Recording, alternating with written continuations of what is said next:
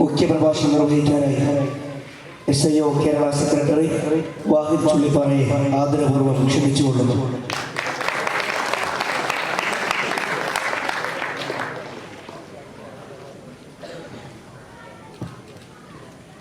ബിസ്മില്ലാഹിർ റഹ്മാനിർ റഹീം. അൽഹംദുലില്ലാഹി റബ്ബിൽ ആലമീൻ. വസ്സലാത്തു വസ്സലാമു അലാ റസൂലിഹിൽ അമീൻ വഅലാ ആലിഹി വസഹ്ബിഹി അജ്മഈൻ. അമ്മാ ബഅദ്. പ്രൗഢവും മനോഹരവുമായ ഈ സമ്മേളനം ഉദ്ഘാടനം ചെയ്ത ജമാഅത്തെ ഇസ്ലാമിയുടെ ബഹുമാന്യനായ സെക്രട്ടറി അബ്ദുൽ ഹക്കീം നദ്വി സാഹിബ്, അതുപോലെ ഈ വേദിയിലിരിക്കുന്ന ബഹുമാന്യനായ എറണാകുളം ജില്ലാ president Abubakar Farooqi Sahib, vice president പ്രിയപ്പെട്ട അധ്യാപകൻ ജമാൽ ബാനായിക്കുളം സാഹിബ്, അതുപോലെ പ്രിയ നിറഞ്ഞ SIOവിൻ്റെയും ജമാഅത്തിൻ്റെയും ജില്ലാ ഏരിയ നേതാക്കളെ, പ്രിയപ്പെട്ട വിദ്യാർത്ഥി സുഹൃത്തുക്കളെ, അസ്സലാമു അലൈക്കും വറഹ്മത്തുള്ളാഹി തആല വബറകാതുഹു. ഇസ്ലാം വിമോചനത്തിൻ്റെ പുതുലോക ഭാവന എന്ന തലക്കെട്ടിൽ SIO അസ്ഹർ ഏരിയ സംഘടിപ്പിക്കുന്ന ഏരിയ സമ്മേളനത്തിലാണ് നമ്മളുള്ളത്. അർഹമുറാഹിമീനായ തമ്പുരാൻ ഈ സമ്മേളനത്തെ ഒരു സ്വാലിഹായ കർമ്മമായി സ്വീകരിക്കുമാറാവട്ടെ. നിങ്ങൾക്കറിയാവുന്ന ഒരു ശാസ്ത്രജ്ഞനുണ്ട്, ആൽബർട്ട് ഐൻസ്റ്റീൻ. ഐൻസ്റ്റീൻ പറയുന്നൊരു കാര്യമുണ്ട്, ഒരു മനുഷ്യൻ്റെ നിർമ്മാണാത്മകതയിൽ, സർഗാത്മകതയിൽ രണ്ട് സംഗതികൾ വളരെ പ്രധാനമാണ്. അതിലൊന്ന് അവൻ്റെ അറിവാണ്, നോളജാണ്. മറ്റൊന്ന് അവൻ്റെ അല്ലെങ്കിൽ അവളുടെ ഭാവനയാണ്, ഇമാജിനേഷനാണ്. അറിവ് പരിമിതമാണ്. ആ പരിമിതികളെ മറികടക്കാൻ ഒരു മനുഷ്യന് ചിറകു കൊടുക്കുന്നത് ഭാവനകളാണ് എന്ന് ഐൻസ്റ്റീൻ പറയുന്നുണ്ട്. എന്തുകൊണ്ടാണ് ഇസ്ലാം വിമോചനത്തിൻ്റെ പുതുലോക ഭാവന എന്ന് നമ്മൾ പറയുന്നത് എന്ന് ചോദിച്ചാൽ, സമകാലികമായ പ്രതിസന്ധികളുടെയും പ്രതിബന്ധങ്ങളുടെയും നമ്മളിങ്ങനെ രാവിലെ എഴുന്നേറ്റത് മുതൽ രാത്രി ഉറങ്ങുന്നത് വരെ, അല്ലെങ്കിൽ ഉറങ്ങിക്കഴിഞ്ഞാൽ സ്വപ്നത്തിൽ പോലും നമ്മെ വേട്ടയാടിക്കൊണ്ടിരിക്കുന്ന, നമ്മൾ കണ്ടുകൊണ്ടിരിക്കുന്ന മുസ്ലിം സമുദായത്തിൻ്റെ പ്രതിസന്ധികളും പ്രതിബന്ധങ്ങളും, പരിശുദ്ധ ഇസ്ലാം നേരിട്ടുകൊണ്ടിരിക്കുന്ന പൈശാചികവൽക്കരണങ്ങളും ഇത് നമുക്കറിയാം. അതിനെക്കുറിച്ച് അറിവും ധാരണയും നമുക്കുണ്ട്. പക്ഷേ ആ അറിവിനേക്കാൾ, ആ ധാരണകളെക്കാൾ അവയെ മറികടക്കുന്ന ഒന്ന്, എല്ലാം അസാധ്യമാണ്, വിമോചനം അസാധ്യമാണ് എന്ന് ഭൗതികതയുടെ എല്ലാ മാനദണ്ഡങ്ങളും നമ്മളോട് പറയുമ്പോൾ അതിനെ മറികടക്കുന്ന സാമാന്യമായ ഭാവനാശേഷിയുടെ, ഭാവനാ സമ്പന്നതയുടെ വക്താക്കളായി പ്രിയപ്പെട്ട ചെറുപ്പമേ, വിദ്യാർത്ഥികളെ നിങ്ങൾ ഉണ്ടാകണം എന്നാണ് students Islamic organisation of India പറയാൻ ആഗ്രഹിക്കുന്നത്. നിങ്ങൾ ഒരുപാട് കേട്ട ഈ സമ്മേളന കാലയളവുകളിൽ നമ്മൾ ഒരുപാട് ഉദ്ധരിക്കുന്ന സംഭവങ്ങളാണ്. ഖബ്ബാബ് റളിയല്ലാഹു അൻഹുവിനോട് അടികൊണ്ട് വേദനയാൽ ശരീരം തളർന്ന് വേദനയേറ്റ് വരുന്ന ഖബ്ബാബ് റളിയല്ലാഹു അൻഹു, ഹബീബായ റസൂലേ, അങ്ങ് ഞങ്ങൾക്ക് വേണ്ടി ദുആ ചെയ്യുന്നില്ലേ, അങ്ങ് ഞങ്ങൾക്ക് വേണ്ടി സഹായം അഭ്യർത്ഥിക്കുന്നില്ലേ എന്ന് ചോദിക്കുമ്പോൾ ഖബ്ബാബ്, നീ ധൃതി കാണിക്കുകയാണ്. നമ്മുടെ മുൻഗാമികൾ ഇതിനേക്കാൾ വലിയ മാരകമായ പരീക്ഷണങ്ങളെ അഭിമുഖീകരിച്ചിട്ടുണ്ട്. ഖബ്ബാബ് അവർ മാരകമായ പ്രതിസന്ധികളെ അഭിമുഖീകരിച്ചിട്ടുണ്ട് എന്ന് പറഞ്ഞുകൊണ്ട് റസൂലുള്ളാഹി സ്വല്ലല്ലാഹു അലൈഹി വസല്ലം നിർത്തിയില്ല. പ്രിയപ്പെട്ട ചെറുപ്പമേ, സൻആ മുതൽ ഹദർമൗത്ത് വരെ നീതിയുടെ നിർഭയത്വത്തിന്റെ ഒരു നാട് പുലരും എന്ന റസൂലുള്ളാഹി സ്വല്ലല്ലാഹു അലൈഹി വസല്ലം നൽകിയ അസാമാന്യമായ ഭാവനാശേഷിയുടെ, ഭാവനാശൂന്യതയുടേതല്ല, ഭാവനാ സമ്പന്നതയുടെ, ഭാവന ഇല്ലാത്തവരുടേതല്ല, ഇമാജിൻ ചെയ്യാനുള്ള, ഏത് പ്രതിസന്ധിയുടെ നടുമുറ്റത്തിറങ്ങി നിന്നും അതിനപ്പുറത്തൊരു പ്രഭാതത്തെ സ്വപ്നം കാണാൻ കഴിയുന്ന ഭാവനാശേഷിയുടെ, ഭാവനാ സമ്പന്നതയുടെ, ആ സർഗാത്മകതയുടെ, ആ നിർമ്മാണാത്മകതയുടെ ചെറുപ്പമായി പ്രിയപ്പെട്ടവരെ, നിങ്ങൾ കേരളത്തിന്റെ വിദ്യാലയങ്ങളിലും തെരുവുകളിലും സ്വന്തം ജീവിതത്തിലും ഉണ്ടാകണം എന്ന പ്രഖ്യാപനമാണ് 4 പതിറ്റാണ്ട് പൂർത്തീകരിക്കുമ്പോ SIO നിങ്ങളോട് പറയാൻ ആഗ്രഹിക്കുന്നത്. SIO ഈ പ്രതിസന്ധിയുടെ ഘട്ടത്തിൽ പറയുന്നത്, നമ്മൾ ഇന്ന് പ്രതിസന്ധി എന്ന് വിളിക്കുന്ന സംഗതികൾ നമ്മൾ അറിയണം, അത് ചരിത്രത്തിന്റെ ഇന്നലകളിൽ നമ്മൾ അത് മറികടന്നു വന്നവരാണ്. എപ്പോഴാണ് ഒരു ജനത തോൽക്കുക? എപ്പോഴാണ് ഒരു മനുഷ്യൻ പരാജയപ്പെടുക? മഹാനായ ഇബ്നു ഖൽദൂൻ റഹിമഹുല്ലാഹ് അദ്ദേഹം പറയുന്നുണ്ട്, എപ്പോഴാണ് ഒരു ജനത പരാജയപ്പെടുക? പ്രിയപ്പെട്ട വിദ്യാർത്ഥികളെ, നമ്മൾ അടിവരയിട്ട് മനസ്സിലാക്കേണ്ടതാണ്.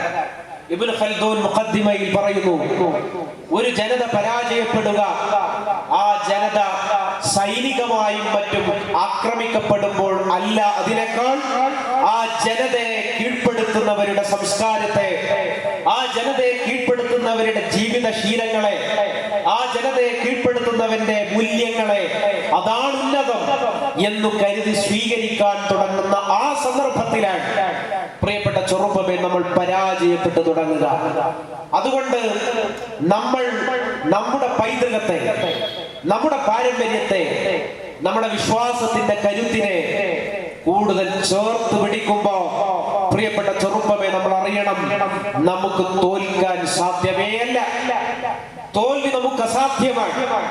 തോൽവി നമുക്ക് അസാധ്യമാണ്. നിങ്ങൾ ആലോചിച്ചു നോക്കും, കുരിശ് യുദ്ധത്തിന്റെ സന്ദർഭത്തിൽ കുരിശ് സൈന്യാധിപൻ സലാഹുദ്ദീൻ അയ്യൂബിയെ കുറിച്ച് പറഞ്ഞതെന്താ? അവർ മരണത്തെ ഭയക്കുന്നില്ല, അവരെ തോൽപ്പിക്കാൻ സാധ്യമല്ല. മഹാനായ ഒരുപാട് പണ്ഡിതന്മാരെ നിങ്ങൾക്ക് അറിയാവുന്നതുപോലെ മഹാനായ ഇബ്നു തൈമിയ്യ റഹിമഹുല്ലാഹ് അദ്ദേഹം പറയുന്നത് എന്താ? താർത്താരികൾ പരിശുദ്ധ ഇസ്ലാമിന്റെ നാഗരികതയെ മുച്ചൂടും തകർത്തെറിഞ്ഞപ്പോ ബഗ്ദാദിൽ കുഞ്ഞുങ്ങളെ കൂട്ടക്കൊല ചെയ്ത സന്ദർഭം, ആ സന്ദർഭത്തിൽ മഹാനായ ശൈഖുൽ ഇസ്ലാം ഇബ്നു തൈമിയ്യ റഹിമഹുല്ലാഹ് പറഞ്ഞതെന്താ?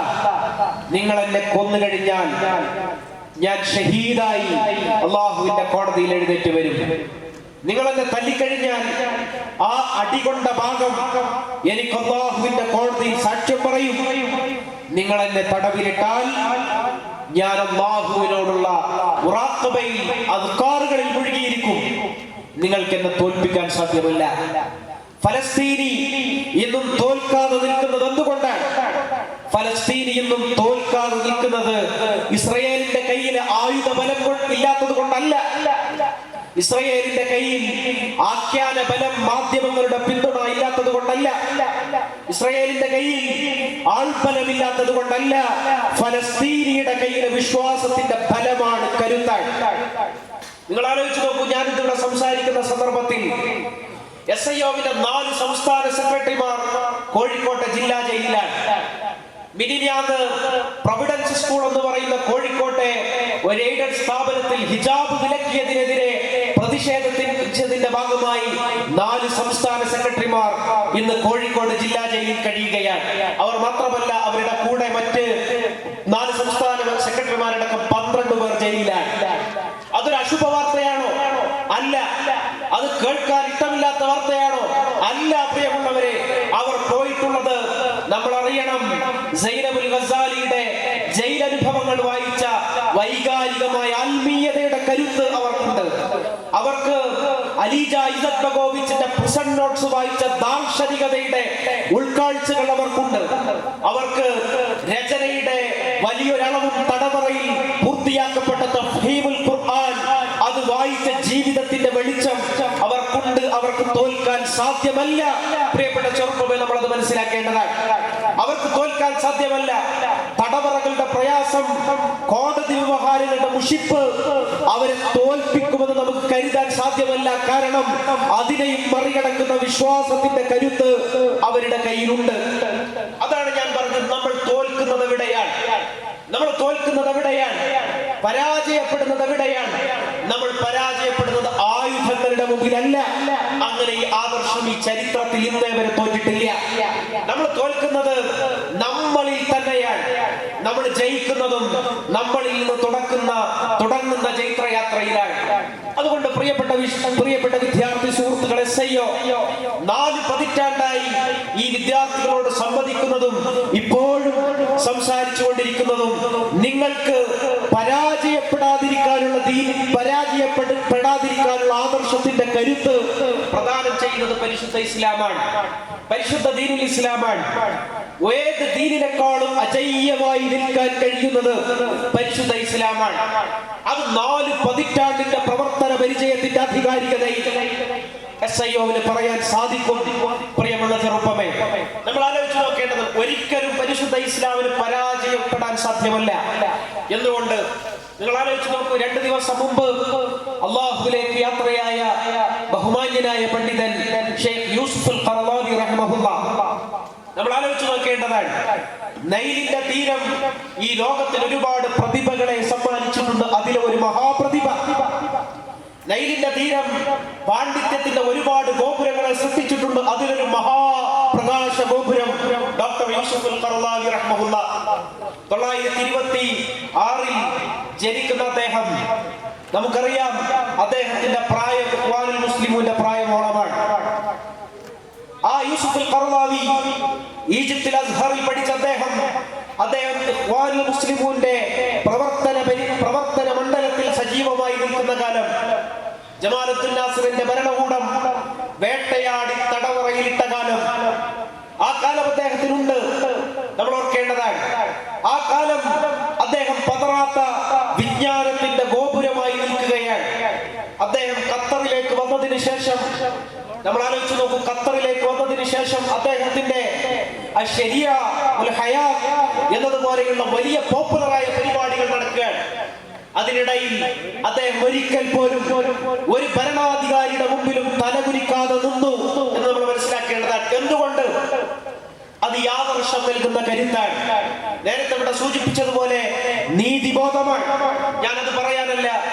അദ്ദേഹം 2011 അറബ് വസന്തം, ആ വസന്തം അങ്ങനെ നിറഞ്ഞു നിൽക്കുമ്പോ ഈജിപ്തിലെ തഹ്രീർ സ്ക്വയറിൽ യൂസുഫ് ഖറളാവി റഹിമഹുല്ലാഹ് വരുന്ന ഒരു സന്ദർഭമുണ്ട്.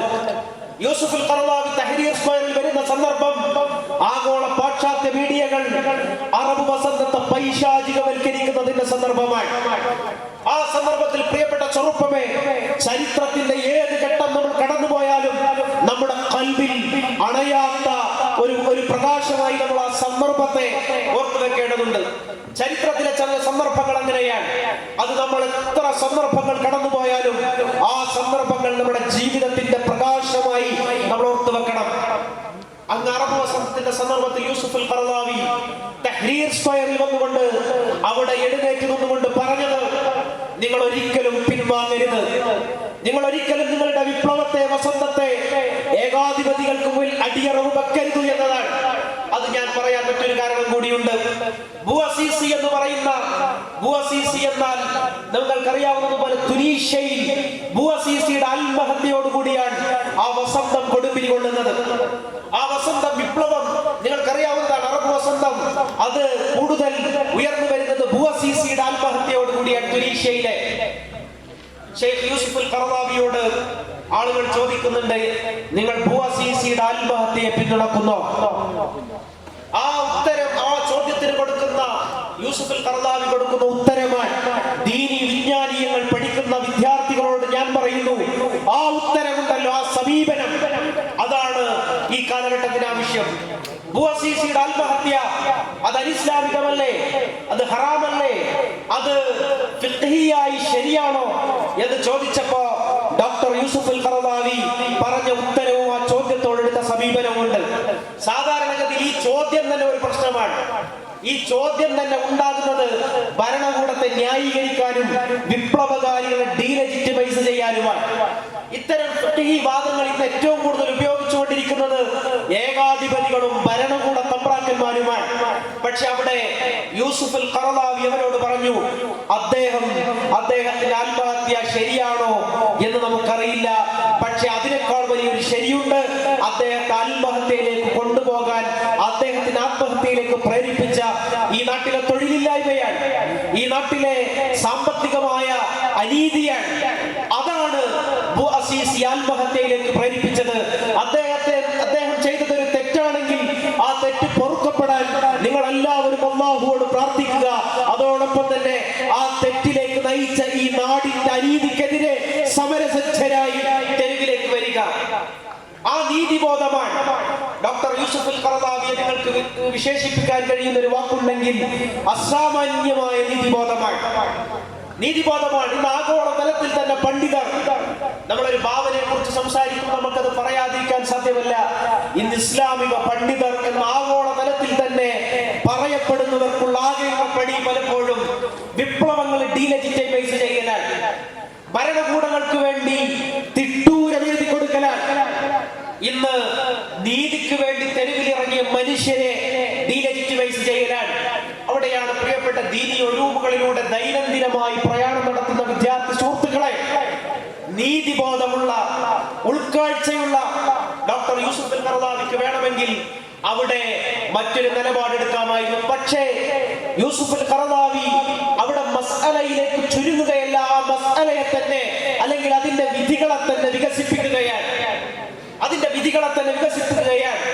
അവിടെ വ്യക്തിയുടെ തിന്മ മാത്രമല്ല, ഒരു അധികാരത്തിന്റെ ദുർരൂപത്തെ കൂടി പ്രതിക്കൂട്ടിലേക്ക് ചേർത്ത് നിൽക്കുന്ന പണ്ഡിത ധീരത അതിലുണ്ട്.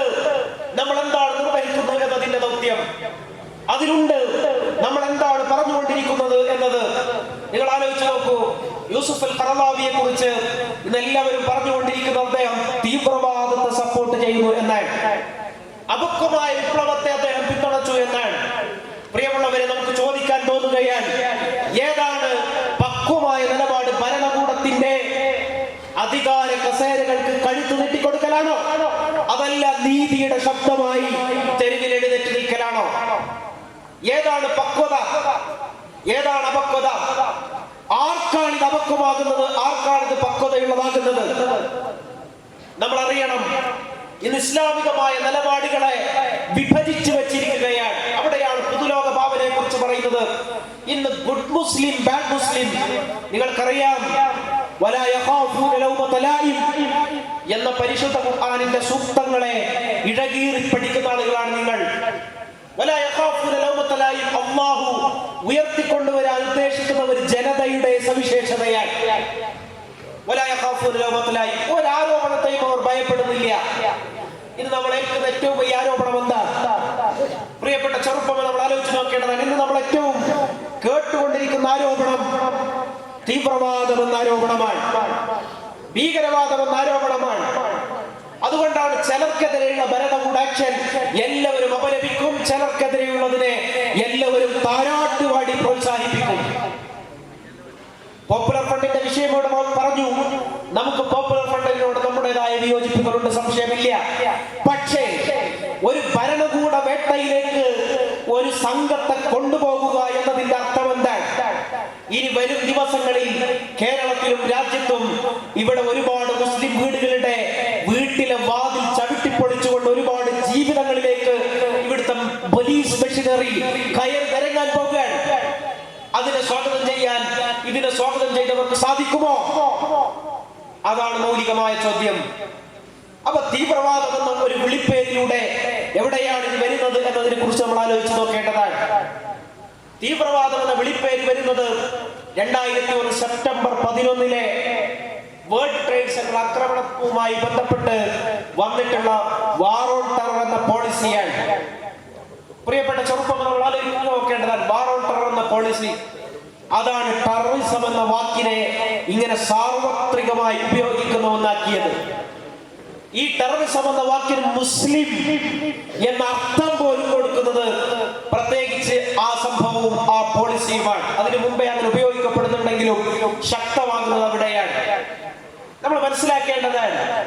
അതിന്റെ പേരിലാണ്, ആ വാക്കുപയോഗിച്ചുകൊണ്ടാണ് പ്രിയപ്പെട്ട വിദ്യാർത്ഥി സുഹൃത്തുക്കളെ ഒരുപാട് മനുഷ്യരെ ഈ രാജ്യത്തിന്റെ തടവറകളിൽ, ഗോണ്ടനാമോയുടെ തടവറകളിൽ അമേരിക്ക കൊണ്ടുപോയിട്ടതുപോലെ ഇട്ടത്. അത് ആളുകളെ ജയിലിൽ കൊണ്ടുപോയ ഒന്ന് മാത്രമാണോ? അവിടെയാണ് പ്രിയപ്പെട്ട വിദ്യാർത്ഥി സുഹൃത്തുക്കളെ നിങ്ങൾ അറിയേണ്ടത്, അത് ആളുകളെ തടവറയിൽ കൊണ്ടുപോകുന്ന ഒരു പോളിസി മാത്രമല്ല, അത് ഇസ്ലാമിനെ കുറിച്ചുള്ള വ്യാഖ്യാനങ്ങളിൽ തന്നെ മാറ്റം വരുത്തിയിട്ടുള്ള ഒരു പോളിസിയാണ്. അമേരിക്കയുടെ റാൻഡ് റിപ്പോർട്ട് എന്ന് പറയുന്ന ഒരു റിപ്പോർട്ടുണ്ട്. ആ റിപ്പോർട്ടിൽ ഇസ്ലാമിനെയും മുസ്ലിങ്ങളെയും വേർതിരിച്ച് വെച്ചിരിക്കുകയാണ്. എന്താണ് വേർതിരിച്ച് വെച്ചിരിക്കുന്നത്? ഇത് നല്ല സൂഫി ഇസ്ലാം, ഇത് മോശം ടെററിസ്റ്റ് ഇസ്ലാം, സലഫി ഇസ്ലാം, ഇസ്ലാമിസ്റ്റ് ഇസ്ലാം എന്ന് മുതലാണ് കോക്ക് സ്റ്റുഡിയോ എന്ന ചാനൽ ഇത്രയധികം പോപ്പുലർ ആയത് എന്നതിനെ കുറിച്ച് പോലും ഒരു പഠനമുണ്ട്. അത് തീവ്ര ഇസ്ലാമിനെ അതിനെ ഒഴിവാക്കാൻ സൂഫി ഇസ്ലാമിനെ പ്രൊമോട്ട് ചെയ്യുന്നതിന്റെ ഭാഗമായിട്ടാണ് എന്ന് പോലും പഠനങ്ങളുണ്ട്. അതാണ് ഞാൻ പറഞ്ഞത്. അതിനുശേഷമാണ് ഗ്ലോബൽ ലെവലിൽ തന്നെ പീസ് ഇസ്ലാമിനെ, സമാധാന ഇസ്ലാമിനെ പ്രൊമോട്ട് ചെയ്യണം എന്ന് പറയുന്ന വലിയ തരത്തിലുള്ള ഫോറങ്ങളും ഒരുപാട് പുസ്തകങ്ങളും ലോകത്ത് വരുന്നത്. അതിന് പ്രശ്നമുണ്ടോ എന്ന് ചോദിച്ചാൽ അതിന്റെ പ്രശ്നം എവിടെയാണ്? അതിന്റെ പ്രശ്നം ചില മുസ്ലിങ്ങളെ, ചിലരെ ടാർഗറ്റ് ചെയ്യാൻ വേണ്ടി ചൂണ്ടി നിർത്തി കാണിച്ചു കൊടുക്കുന്നുണ്ടെന്നതാണ് അതിന്റെ പ്രശ്നം. അപ്പോൾ ഞാൻ പറയുന്നത് എന്താന്ന് ചോദിച്ചാൽ, പലരും പറയാറുണ്ട്, പ്രിയപ്പെട്ട വിദ്യാർത്ഥികളെ, ഞങ്ങൾ രാഷ്ട്രീയം പറയാറില്ല, ഞങ്ങൾ ദാർശനികതയും ആത്മീയതയും മാത്രമേ പറയാറുള്ളൂ. ഒരാൾക്കും ഇന്ന് രാഷ്ട്രീയം പറയാതിരിക്കാൻ കഴിയില്ല. കാരണം ഇസ്ലാമിനെ കുറിച്ചുള്ള വ്യാഖ്യാനങ്ങളെ പോലും രാഷ്ട്രീയവൽക്കരിക്കുകയാണ്. അവിടെ നിങ്ങൾക്ക് എടുക്കാവുന്ന ഒരു ഓപ്ഷൻ, റുബൈബിൻ ആമിർ റുസ്തമിന്റെ കൊട്ടാരത്തിൽ പോയി പറഞ്ഞതുപോലെ,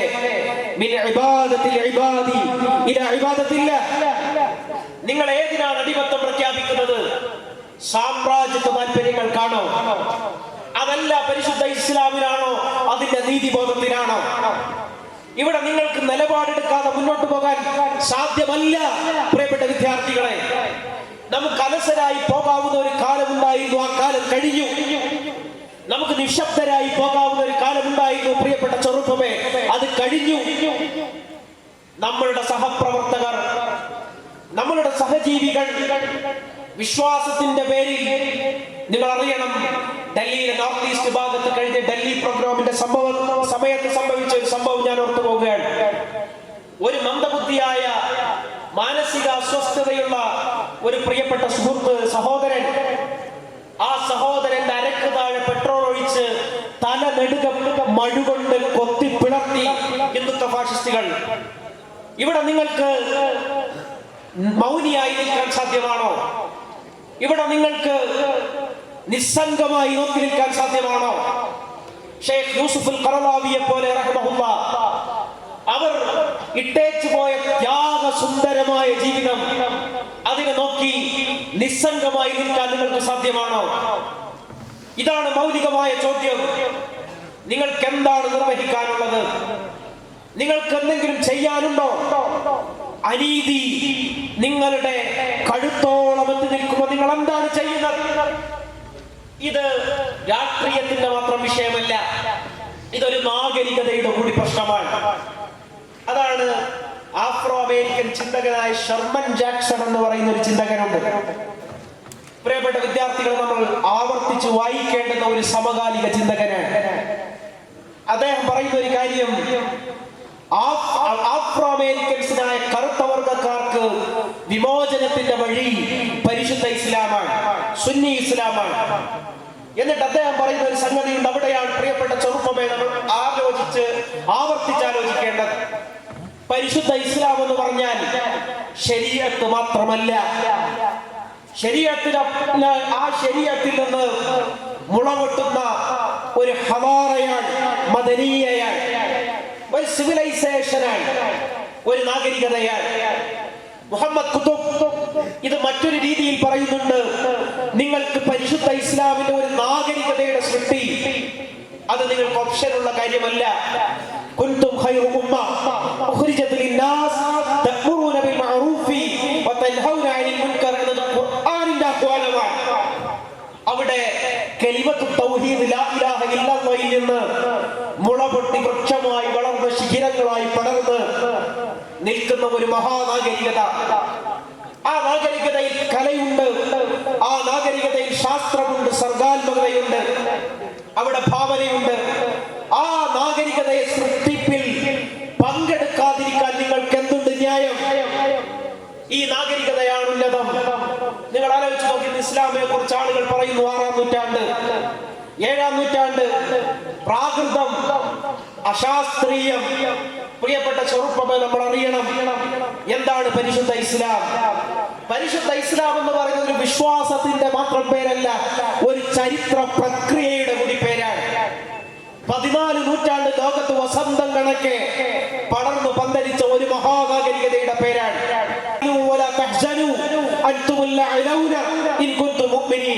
നിങ്ങളാണ് ഉന്നതർ, അത് നിങ്ങളുടെ വിശ്വാസത്തിന്റെ ദാർഢ്യം കൊണ്ടാണ്, മാത്രമല്ല നിങ്ങളുടെ ചരിത്രം കൊണ്ടുകൂടിയാണ്. പ്രിയപ്പെട്ട ചെറുപ്പമേ, നമ്മുടെ നാഗരികതയുടെ, നമ്മുടെ പൈതൃകത്തിന്റെ, നമ്മുടെ പാരമ്പര്യത്തിന്റെ കരുത്തെന്താണ് നമ്മൾ അറിയണം, നമ്മളത് മനസ്സിലാക്കേണ്ടതാണ്. 14 നൂറ്റാണ്ടിൽ ലോകത്ത് വസന്തം കണക്കെ പടർന്നു പന്തലിച്ച മഹാനാഗരികത. ലോകത്ത് സർഗാത്മകത കണ്ടത് എവിടെയാണ്? ലോകത്ത് സർഗാത്മകത കണ്ടത് ഈ മഹാരാജാസ് കോളേജിന്റെ ഗേറ്റിനപ്പുറത്തേക്ക് ശ്വാസം വിടാൻ പോലും അനുവദിക്കാത്ത ഫാഷിസത്തിന്റെ ക്യാമ്പസുകളിലല്ല. ആ ക്യാമ്പസുകളുടെ കോണിയുടെ താഴെ വെച്ചിരിക്കുന്ന ഇരുമ്പിന്റെ പാരയിലല്ല.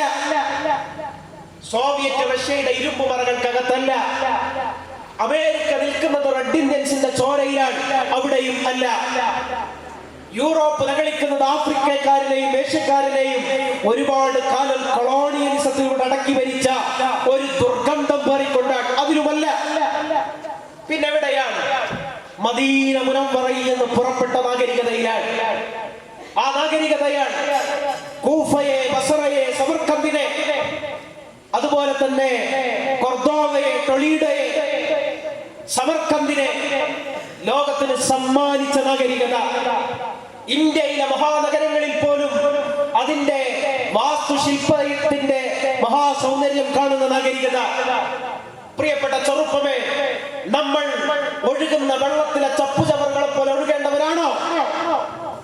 മഹാനായ ഹബീബുന സയ്യിദുന മുഹമ്മദ് മുസ്തഫ സല്ലല്ലാഹു അലൈഹി വസല്ലം പറയുന്നുണ്ടല്ലോ, ഒഴുകുന്ന വെള്ളത്തിലെ കൊളച്ചണ്ടി പോലെ ഒഴുകുന്നവരെ കുറിച്ച്. അതാണോ?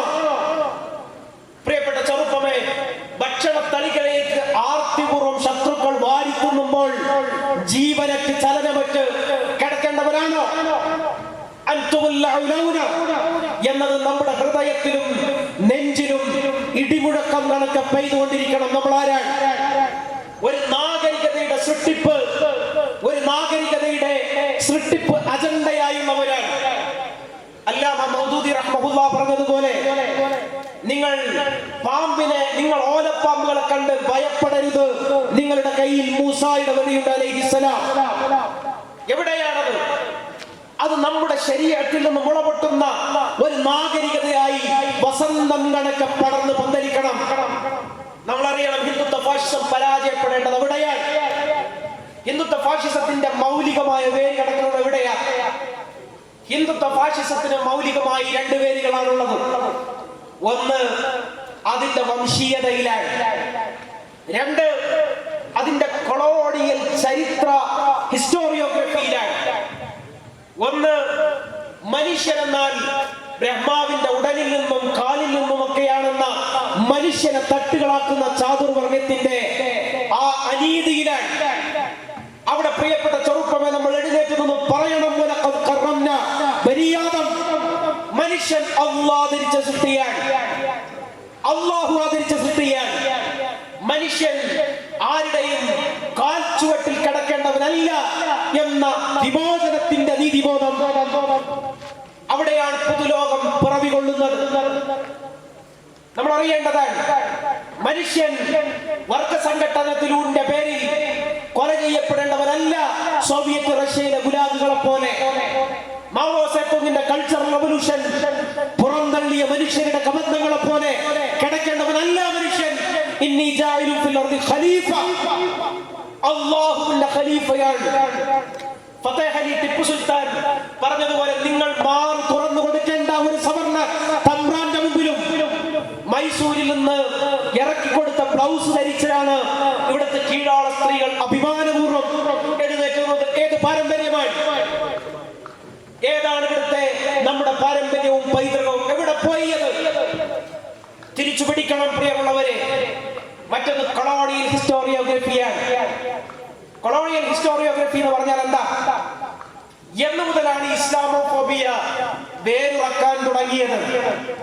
നമ്മൾ മനസ്സിലാക്കണം, ഇത് ചില ബിഷപ്പുമാരുടെയും മറ്റും ഒരു സ്വഭാവ പ്രശ്നമല്ല, ഇതൊരു രാഷ്ട്രീയ പ്രതിസന്ധിയാണ്. എന്താണ് ആ പ്രതിസന്ധി? നമ്മൾ അറിയണം, ക്രുസൈഡ്സിന്റെ സമയത്ത്, കുരിശ് യുദ്ധത്തിന്റെ സമയത്ത് അന്ന് യൂറോപ്പിൽ പ്രവർത്തിച്ചിരുന്ന പീസ് മൂവ്മെന്റുകളുണ്ട്. പീസാണ് എപ്പോഴും നമ്മൾ സൂക്ഷിക്കേണ്ടുന്ന വാക്ക്. കപടമാണ് പലപ്പോഴും. ഭരണകൂടം സുരക്ഷ, സമാധാനം എന്നാണ് ആവർത്തിച്ചുപയോഗിക്കുന്നത് പോലെ യൂറോപ്പിൽ സമാധാനം ഉണ്ടാകണമെങ്കിൽ നമ്മളെ സ്ത്രീകളെ ബലാത്സംഗം ചെയ്യാൻ വരുന്ന മുഹമ്മദീയരെ കൂട്ടക്കൊല ചെയ്യണം എന്ന ഒരു ആഖ്യാനം ഒരു കാലത്ത് യൂറോപ്പിൽ പരന്നിരുന്നു. പ്രിയപ്പെട്ട വിദ്യാർത്ഥികളെ, നിങ്ങൾക്കത് ആ കാലത്തെ അവിടുത്തെ ലിറ്ററേച്ചർ എടുത്ത് നോക്കിയാൽ നിങ്ങൾക്ക് കാണാൻ കഴിയും. ഒരുപാട് ഡീകൊളോണിയൽ ചിന്തകരെ വായിച്ചാൽ നിങ്ങൾക്കത് മനസ്സിലാവും. അതാണ് ക്രുസൈഡ്സിലൂടെ ഒരു വലിയ വംശീയതയായി കൊളോണിയലിസത്തിലൂടെ അത് എല്ലാ നാട്ടിലും ആ മുസ്ലിം വിരുദ്ധതയെ സ്ഥാപിച്ചു. അത്രയും പേരുണ്ട് ഇതിന്. ആ കൊളോണിയലിസമാണ് ഇന്ത്യക്ക് ചരിത്രം എഴുതിയത്. അവിടെയാണ് മുസ്ലിം ശത്രുവായി സ്ഥാപിക്കപ്പെട്ടത്. അതുകൊണ്ടാണല്ലോ, നിങ്ങൾ ആലോചിച്ച് നോക്കൂ, ഇന്ന് നമ്മൾ കണ്ടാൽ അത്ഭുതപ്പെട്ടു പോകും. ശശികല ടീച്ചറും വാര്യകുന്നത്ത് കുഞ്ഞാമദാജിയുമാണ് കേരളത്തിലെ ഏതോ നിയമസഭാ മണ്ഡലത്തിൽ മത്സരിക്കാൻ നമുക്ക് തോന്നിപ്പോകും. കാരണം ചർച്ച അങ്ങോട്ടാണ്, പിന്നിലോട്ടാണ്. രാഹുൽ ഗാന്ധിയുടെ യാത്ര പോലും അപ്രസക്തമായി പോകും. ഔറംഗസേബും അമിത്ഷയുമാണ് മത്സരിക്കുന്നത് എന്ന് ചിലപ്പോൾ നമുക്ക് തോന്നിപ്പോകും. കാരണം ആ കാലഘട്ടത്തിലെ മുസ്ലിമിനെ കുറിച്ചുള്ള വംശീയതയുടെ വെറുപ്പാണ് ഇന്നും മുസ്ലിം ഗല്ലികളിലേക്ക് കലാപമായി വംശഹത്യയായിക്കൊണ്ട് കടന്നു ചെല്ലുന്നത്. അവിടെ നമ്മൾ ആ ചരിത്രത്തിന്റെ അടിവേറെടുക്കണം. ആ ചരിത്രത്തിന്റെ കൊളോണിയാലിറ്റിയെ നമ്മൾ നിഷേധിക്കണം. നമ്മുടെ ചരിത്രം എന്താണ്? നമ്മുടെ ചരിത്രം ഇവിടെ മനുഷ്യനെ അന്തസ്സുയർത്തിയ ചരിത്രമാണ്. നമ്മൾ മനസ്സിലാക്കേണ്ടത് ഈ ചരിത്രം വെറുതെ ഉണ്ടാകുന്നതല്ല. പ്രിയപ്പെട്ട ചെറുപ്പമേ, നമ്മളൊരു കാര്യം, ജൂതന്മാരെ ഹിറ്റ്ലർ കൂട്ടക്കൊല ചെയ്യുന്ന സന്ദർഭത്തിൽ കോൺസെൻട്രേഷൻ ക്യാമ്പിൽ ജൂതരെങ്ങനെ വരി നിർത്തുമ്പോൾ അന്ന് പറഞ്ഞിരുന്നത് ഇവർക്ക് തൊഴിൽ കൊടുക്കാൻ കൊണ്ടുപോകുകയായിരുന്നു. തൊഴിൽ കൊടുക്കാൻ നമ്മുടെ സംഘടനാ ശത്രുക്കളെ നിരോധിക്കുമ്പോ അത് സ്വീകരിക്കുന്നവന്റെ ഗതിയും ഗതികേടും നിങ്ങൾക്ക് അവിടെ കാണാൻ കഴിയും. അങ്ങനെ ആ മനുഷ്യരെ കൂട്ടക്കൊല ചെയ്തതിന്റെ പുക ഇങ്ങനെ പറക്കുമ്പോ അന്നത്തെ ജർമ്മനിയിലുള്ള ആളുകളുടെ പരാതി മനുഷ്യരെ കൊല്ലുന്നു എന്നായിരുന്നില്ല. അന്നത്തെ പരാതി, പ്രിയപ്പെട്ട ചെറുപ്പമേ, നമ്മൾ ഓർക്കണം, അവിടെ കരിഞ്ഞു വരുന്ന മുടിയുടെയും നഖത്തിന്റെയും മണം കൊണ്ട് ഞങ്ങളുടെ കുട്ടികൾക്ക് ഉറങ്ങാൻ കഴിയുന്നില്ല. എന്തുകൊണ്ടവർ ഈ മനുഷ്യരെ കൊല്ലുന്നതിനെതിരെ സംസാരിച്ചില്ല? ആ മനുഷ്യർ കൊല്ലപ്പെടേണ്ടവരാണെന്ന ബോധമണ്ഡലത്തെ സൃഷ്ടിക്കുന്നതിൽ ഫാഷിസം അവിടെ വിജയിച്ചു. ഇന്ത്യയിൽ നടക്കുന്നത് എന്താ? നമ്മൾ ആലോചിച്ചു, നമ്മൾ നെട്ടിപ്പോകും. ചില സമയത്ത് ആരാണ് ഇന്ത്യ ഭരിക്കുന്നതെന്ന് നമ്മൾ സംശയിച്ചു പോകും. കാരണം ഒരു ന്യൂനപക്ഷം, വംശഹത്യ നേരിടുന്ന ന്യൂനപക്ഷം, വംശീയ അക്രമം നേരിടുന്ന ന്യൂനപക്ഷം, അവരെ ചൂണ്ടിക്കൊണ്ട് മാധ്യമങ്ങൾ പറയാൻ ഇവരാണ് ഈ ഇന്ത്യയിൽ എല്ലാ പ്രശ്നങ്ങൾക്കും കാരണം. നിങ്ങൾ ആലോചിച്ച് നോക്കൂ, ഇരയെ തന്നെ വേട്ടക്കാരനായി ചിത്രീകരിക്കുന്ന കാപട്യത്തിന്റെ ലോകം. ഇതിനെ മറികടക്കേണ്ടത് എങ്ങനെയാ? ഇതിനെ മറികടക്കേണ്ടത് സാമാന്യമായ ആത്മീയതയുടെ ഭാവനാശേഷി കൊണ്ടാണ്. നമ്മൾ മനസ്സിലാക്കണം, ലോകത്തിന്റെ ചരിത്രം രേഖീയമല്ല. ഈ പറയുന്ന ക്യാപിറ്റലിസവും ആധുനികത, ഒരുപാട് സംഗതികൾ നമ്മൾ പഠിക്കും. ലിബറലിസം, ഇത് ആത്യന്തികമായി മനുഷ്യൻ ചെയ്ത ഒരു ദുരന്തമുണ്ട്. ആ ദുരന്തം നമ്മുടെ ലോകവീക്ഷണത്തെ അങ്ങേയറ്റം അത് പോസിറ്റീവ് ആക്കിയില്ല എന്നുള്ളതാണ്. നമ്മൾ വിചാരിക്കുന്നു ഇന്നത്തെ അധികാര രൂപങ്ങൾ അത് ശാശ്വതമാണെന്ന ബോധമണ്ഡലം എവിടെ ഉണ്ടായി പോകുന്നു. പക്ഷേ നമ്മൾ അറിയണം, റസൂലുള്ളാഹി സ്വല്ലല്ലാഹു അലൈഹി വസല്ലം ഒരു ഹദീസ് നമുക്ക് പലപ്പോഴും ഒരുപാട് വെളിച്ചം നൽകും. സുന്നത്തുൻ നബിയുടെ പ്രത്യേകത ഏതാണ്? റസൂൽ പറയുന്നുണ്ടല്ലോ, നാളെ ഖിയാമമാണെങ്കിൽ നിങ്ങൾ ഒരു തെയ്യം നടണം. നാളെ ഖിയാമാണെങ്കിൽ തെയ്യം ഉണ്ടാവില്ല, നട്ടോരുണ്ടാവില്ല, നട്ട നാടുണ്ടാവില്ല. പിന്നെ എന്തിനാണെന്ന്? നാളെ എന്താണെങ്കിലും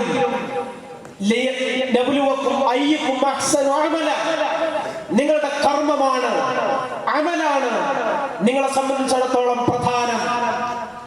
നീതിക്ക് വേണ്ടി നിൽക്കുമ്പോ നിങ്ങൾ നിങ്ങളുടെ ഭൗതിക സുഖങ്ങളല്ല, അതിൽ ദുന്യാവിന്റെ അധികാര കേന്ദ്രങ്ങളെ കുറിച്ചുള്ള ഭയമല്ല, അത് നിർവഹിക്കുക എന്നതാണ് നിങ്ങളുടെ പ്രധാനം. റിസൾട്ടിനെ കുറിച്ച് ആലോചിക്കുമ്പോൾ തന്നെ നിങ്ങൾ പിന്മടങ്ങുകയല്ല, അതിലേക്ക് സധൈര്യം സഞ്ചരിക്കുകയാണ് വേണ്ടത്. അതാണ് സയ്യോ പറയുന്ന പുതുലോകത്തിന്റെ ഭാവന. നിർമ്മിച്ചേ പറ്റൂ, നിർമ്മാണം ബാധ്യതയാണ്, അത് അസംഭവ്യമല്ല. കാരണം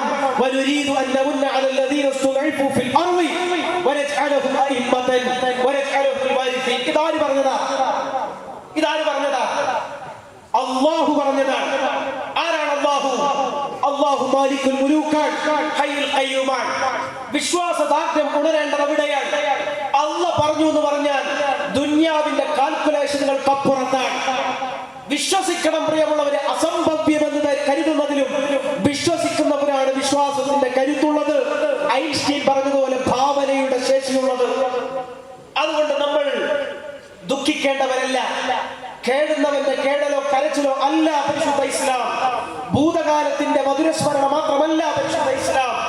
ഭാവിയുടെ നിർമ്മാണാത്മകമായ പ്രത്യയശാസ്ത്രമാണ്. കഴിഞ്ഞ 4 പതിറ്റാണ്ടായി SIO പറഞ്ഞുകൊണ്ടിരിക്കുന്നത്. നജീബ് അഹമ്മദിന്റെ ഉമ്മ ഫാത്തിമ നഫീസ് പറയുന്നുണ്ട്, എന്റെ നാട്ടിൽ ഞാൻ SIO ഒരു യൂണിറ്റ് ഇടും. എന്തിനാണ് ഫാത്തിമ നഫീസ് SIO യൂണിറ്റ് ഇടുന്നത്? അവർ ഒരു വിദ്യാർത്ഥിനിയോ അല്ല, വാർദ്ധക്യത്തോടെടുക്കുന്ന പ്രായമാണ്.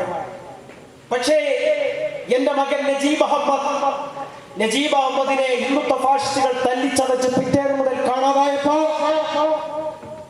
നജീബ് എന്ന ചോദ്യം രാജ്യത്തെ ഇടതു വലത് കക്ഷികൾ ആരും ഉന്നയിക്കാതിരുന്നപ്പോ അത് ഈ രാജ്യത്തിന്റെ പൊതുമണ്ഡലത്തിൽ കയറി ഉന്നയിച്ചത് സ്റ്റുഡൻസ് ഇസ്ലാമിക് ഓർഗനൈസേഷൻ. എന്തുകൊണ്ട്? വിട്ടുവീഴ്ചയില്ലാത്ത നീതിബോധമാണ്. നമ്മൾ അറിയേണ്ടതാണ്. ഈ കോഴിക്കോട്ട് ഇതൊരു വൈജ്ഞാനിക കേന്ദ്രം കൂടിയായതുകൊണ്ട് ഞാൻ പറയട്ടെ, കേരളത്തിൽ പോസ്റ്റ് സെക്കുലർ വിജ്ഞാനത്തെയും വ്യവഹാരത്തെയും കൊണ്ടുവന്ന പ്രസ്ഥാനം, പ്രിയപ്പെട്ട ചെറുപ്പമേ, അഭിമാനപൂർവ്വം പറയും, സ്റ്റുഡൻസ് ഇസ്ലാമിക് ഓർഗനൈസേഷനാണ്. 2001 മുതൽ ഇവിടുത്തെ മാധ്യമങ്ങളും പത്രങ്ങളും എന്ന് വേണ്ട മുസ്ലിം സംഘടനകളിലെ പ്രഭാഷകർ പോലും ആ തീവ്രവാദത്തിന്റെ ഭാഷ ഉപയോഗിച്ചപ്പോ അതിനെ പ്രശ്നവൽക്കരിച്ച ഒരു മൂവ്മെന്റ് ഉണ്ടെങ്കിൽ അത് സ്റ്റുഡൻസ് ഇസ്ലാമിക് ഓർഗനൈസേഷൻ ഓഫ് ഇന്ത്യയാണ്. SIO കഴിഞ്ഞ 4 പതിറ്റാണ്ടുകൾ ആദ്യ സമ്മേളനത്തിലേക്ക് വരുന്ന യൂസുഫുൽ ഇസ്ലാമിന് നമ്മൾ അറിയണം, അദ്ദേഹത്തിന് എയർപോർട്ടിൽ നിന്ന് പുറത്തിറങ്ങാനാകാതെ തിരിച്ചുപോയി. പക്ഷേ ആഗോളതലത്തിലെ പരിശുദ്ധ ഇസ്ലാമിന്റെ ചിന്തകളെ എപ്പോഴും കേരളക്കരയിലേക്ക് പരിചയപ്പെടുത്തുകയും ചർച്ച ചെയ്യുകയും ചെയ്തത് മുറാദ് ഹോഫ്മാനിലൂടെ തുടങ്ങിയ ഈ വിദ്യാർത്ഥി പ്രസ്ഥാനമാണ്. അതാണ് ഞാൻ പറഞ്ഞത്, നമ്മുടെ പ്രതിരോധം, നമ്മുടെ പ്രവർത്തനം ഏകമുഖമല്ല, ബഹുമുഖമാണ്. അതാണ് മദനിയ ഹദാറ സിവിലൈസേഷൻ എന്ന് പറയുന്നതിന്റെ പ്രത്യേകത.